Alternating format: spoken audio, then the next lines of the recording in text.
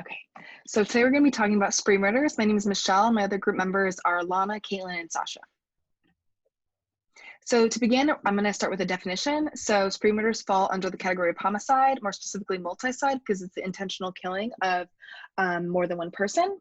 Specifically, there has to be 3 or more victims that happen within a 30-day time period. So it is a relatively short time period, and there's usually little time between each individual killing. These killings happen across multiple locations, and they're usually accompanied by another felony, such as robbery or done as a way to obtain drugs. Spree killers will go on a crime spree and then silence their victims by killing them. There's normally a key precipitating incident, such as use of drugs, being broken up with by a significant other, being fired from a job, or any other stressor. And there's no cool-off period.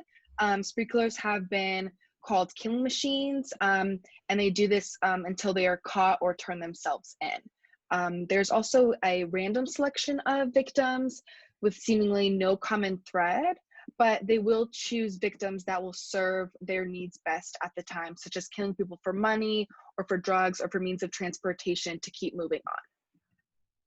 When we talk about spree murders and spree murderers, it's important to make the distinction between the 2 other multi-sides as well, such as mass killings and serial killings. Their differences lie in motivations and anticipated gain. Again, they all fall under the multi-site umbrella. So mass murderers, such as Stephen Paddock, who committed the Las Vegas shooting in 2017, mass murders are focused singular acts. There's also 3 or more victims, but they all occur in one place, such as schools and shopping malls, which have been the most common in recent years. The victims can be unknown, or they can be intentional killings, such as the classic disgruntled employee who comes back to his workplace to take revenge out by killing his coworkers. Serial killers, such as the infamous Ted Bundy, they also have 3 or more victims, but they're unique from spree and mass killings because they occur in separate locations, and they're completely separate incidents because there's a longer period of time in between, known as the cool-off period, which can last years between killings. There's also the characteristic of the propensity to kill and the MO, which means that there's the desire to kill again after a cool-off period and with the same method of operation. And it's important to know the differences because there's a lot of misrepresentation in the media as well as the data. And it's also important to understand that they are very sensationalized and romanticized in the media, which is problematic in many ways. Here we have a short YouTube video just describing a case that could be both a serial and a spree killing. Investigators are trying to piece together this case and give those families the answers they're so desperately looking for. ABC 15 investigator Dave Biscobing takes us in depth tonight to show us how experts say Cleophas Cooksey Jr. bucks most trends of an accused serial killer. Serial killer versus spree killer. The difference between the 2 really depends on the amount of time between the killings. And one expert told me the Cooksey case is so unique because he may be both. According to the FBI, serial killings are 3 or more killings that have common characteristics and are carried out by the same person. But generally, serial killers slowly commit murders over the course of weeks, months, or even years. Now, as for spree killers, the FBI says that's when killers murder multiple people without a cooling off period. And if you look at Cooksey's trail of alleged murders, there were 7 murders in the final week. That's why Dr. Brianna Fox, a criminology expert and former FBI agent, says Cooksey could fit both. It's almost a spree killing embedded within a serial killing. Is it unusual? I mean, Yes. It is.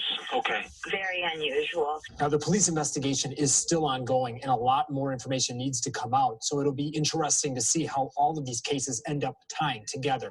In the newsroom, Dave Biscobing, ABC 15, Arizona. All right, Dave, thank you. Okay, so periodically they're not known as to be born criminals, but most likely they're known as made criminals because of their personal backgrounds and environmental reasons. Many spree killers were found to have some common negative experiences during their early lifehood, such as peer rejection and neglectful parental approach.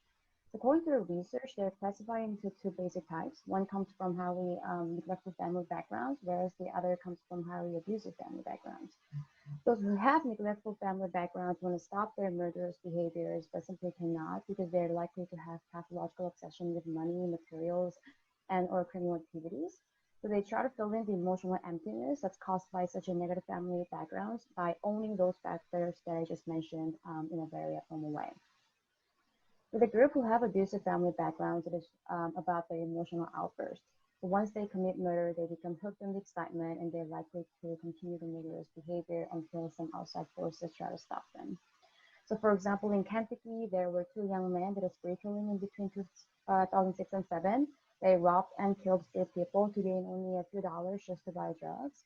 For another case, John Muhammad, known as the Jesus Sniper, his ultimate goal was to murder his ex-wife so that he could regain custody of his three estranged children. The purpose of the killing was caused by personal anger and retaliatory motivations, which is very common to see in many other spree killings. Next, please. Since they are often victims of social exclusion and rejection, their motivations are usually loneliness, revenge, pure anger, and inability to control their emotions. So the most popular characteristics found among spree killers are that they are moody, unpredictable, and impulsive. The unhealthy relationship within their family will likely let them have low self-esteem, be hopeless about their future, and have some other depressive emotions as well. And a study also found that about 78% of spree killers had a history of suicide attempts too. Now, the relationship between mental illness and spree killing, the answer for this question is it's controversial. One set of research argues that we cannot generalize spree killers as if they all have mental disorders. So we cannot assume that there's 100% sure, clear connection between those two factors. For example, John Muhammad, the Jesus Sniper, he was convicted with no mental illness according to the attorney. Rather, his negative societal background, such as poor parenting from caregivers, detached relationship from others, inadequate amount of social support, and the feeling of hopelessness and anger were found to be the main risk factors for the violence. But the other side of research says that there is a possibility of spree killers with mental illness. They say that most likely schizophrenia and BPD are associated with spree killings. It says about 17% of the spree killers have been diagnosed with mental health or behavioral disorder prior to the attack. So even though it is a small percentage, they say we cannot just ignore them. So this topic is still in debate. I'm going to speak briefly about the legal treatment of spree killings and typical outcomes. So it should be noted, as Michelle said, that there's a lot of overlap between the different distinctions of multicide. And in recent years, there's actually been a push kind of from the legal side to get rid of the term spree killing because there is so much overlap. So you'll notice that statistics here reference mass killings, but we're assuming they're all kind of lumped together. So spree killings are most often associated with gang violence, mass killings, and drive-by shootings. So public massacres like school shootings, Virginia Tech, that kind of thing, account for about 1 in 6 mass killings, whereas breakups trigger 1 in 4 that don't involve strangers, gangs, or robberies. And these crimes are typically undertaken and investigated by local law enforcement in other kind of different than serial killings, which typically take place in a lot of different jurisdictions and will often be investigated by the FBI, but the FBI can consult on spree killings if necessary. And as we said before, spree murders are usually accompanied by different felonies like rape, robbery, or the pursuit of drugs. And perpetrators often either commit suicide or put themselves in a position to be killed by cops on the scene. And when these crimes are persecuted or prosecuted, individuals who commit them are typically tried separately for each separate person that they killed. And so about a third of mass killers, as we said, many of which are spree killers, die at the scene, either by suicide or by police killing. And so between 2006 and 2015, about half of the people accused of mass killing that didn't die on the scene were sentenced to prison. A small number were sentenced to death, and an even smaller number were institutionalized or put in a rehabilitation program. And as you see here, of the 279 incidents in those years, only 11 remained unsolved. So it's very rare for police not to have a named subject in the case of spree killings, which is different than a serial killer. So the first person is Charles Starkweather, who was an individual who killed 11 people. He originally broke into his girlfriend's family's home and killed her parents. He then proceeded to kidnap his girlfriend and claimed that they were going somewhere and that her parents were just being held hostage until she helped him along his way. They drove to a family friend's home where they killed the family and their dog, and then some teenagers helped them flee, who they also proceeded to kill. And he also ended up killing another family and their dog. And then, as they were fleeing again, killed a sleeping salesman in his vehicle while they were trying to steal his car. Starkweather attempted to drive off in the car, but because he didn't know how to drive the car, he ended up stalling it. Somebody pulled over to help him. He threatened that person. They got into a fight, and then a cop that was driving by stopped to try and help them in the fight. And his girlfriend got out of the car, ran to the policeman, and said that this is Starkweather and he's going to kill me. He then took the police car and was in a police chase. He was shot by the cops through his windshield, and he stopped and surrendered because he was afraid that he was going to bleed to death. He was then sentenced to execution by electrocution, and was actually killed 17 months after his conviction. His last words were in the form of a letter that he wrote to his father, in which he said, "But Dad, I'm not really sorry for what I did, because for the first time, me and Carol had more fun." The next case is William Balfour. He was married to Jennifer Hudson's sister, and the stressor that brought him to commit the crime that he is found guilty of was that Jennifer Hudson's sister, Julia, had tried to separate from him. So in his kind of like jealous rage of finding out that she was dating somebody else, he went in and shot her mother and her brother, and then also her son. There wasn't a lot of evidence that put him at the scene, but the testimonies of the other individuals is what kind of like sealed the nail in the coffin for him, because he was known to be extremely jealous and very threatening to the Hudson family. He even said to her, "If you ever leave me, I'm going to kill you, but I'm going to kill your family first, so you're the last one to die," in order to kind of like watch them be killed. And like I said, there was very little evidence against him, but the testimony stacked up against him. He was also on parole, and then allegedly he also tried to get his ex-girlfriend to kind of create a false alibi that he was with her the day of the murders. He was found guilty 9-3 by the jury, and they actually deliberated for 18 hours. And it is known that a lot of the people didn't kind of believe that he was guilty, but through the other members' testimonies, that's what kind of like sealed the deal for him. The last person was Charles Whitman, aka the Texas Tower Sniper.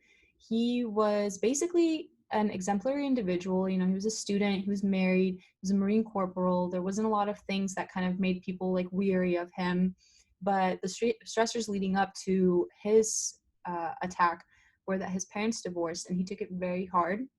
He had a very abusive father who was also stalking his mother after their divorce, and he was abusing amphetamines.